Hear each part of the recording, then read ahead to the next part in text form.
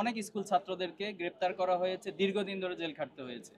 তো আসলে সামষ্টিকভাবে এটা আসলে কোনো বইয়ের প্রতি বিদ্বেষ না, এই বিদ্বেষটা ইসলামের প্রতি বিদ্বেষ ছিল এবং ইসলামী আন্দোলন এবং আমাদের প্রতি বিদ্বেষ থেকে মূলত এই ঘটনাগুলো পূর্বের সরকার ঘটিয়েছে। আমরা তো বলেছি আমাদের এখানে শিশুতোষ থেকে শুরু করে এরপরে হচ্ছে ইসলামী অর্থনীতি, এরপরে ইসলামিক রাজনীতি, সমাজনীতি, এরপরে হচ্ছে ক্যারিয়ার রিলেটেড বই রয়েছে আমাদের এখানে। আমাদের এখানে সায়েন্স রিলেটেড বই রয়েছে, আমাদের সায়েন্স সিরিজের একটি সমৃদ্ধ ভান্ডার রয়েছে।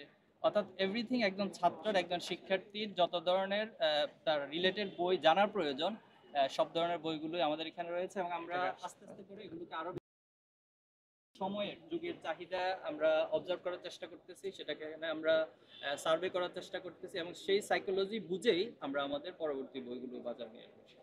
আমাদের সূর্য অস্তমিত হয়েছিল স্বাধীনতা, সেটা 1947 এসে একবার হয়েছে, মুক্তিযুদ্ধ 69-এ হয়েছে, এরপরে 71-এ হয়েছে, এরপরে বারবার এখানে স্বৈরাচারের বিরুদ্ধে সংগ্রাম করে মানুষদেরকে তার মুক্তি, তার বাক স্বাধীনতা অর্জন করতে হয়েছিল এবং সর্বশেষ 2024 সালে হয়েছে। আমরা সবগুলো ইতিহাসকে ইনশাল্লাহ কভার করবো।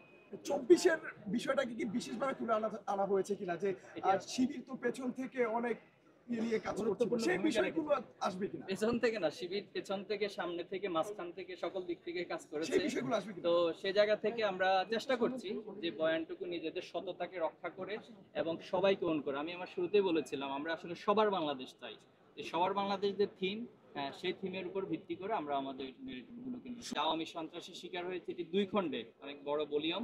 আমাদের টোটাল সবগুলো ঘটনাগুলোই সেখানে নিয়ে আসা। সবগুলো ঘটনা আসলে কখনোই সম্ভব না।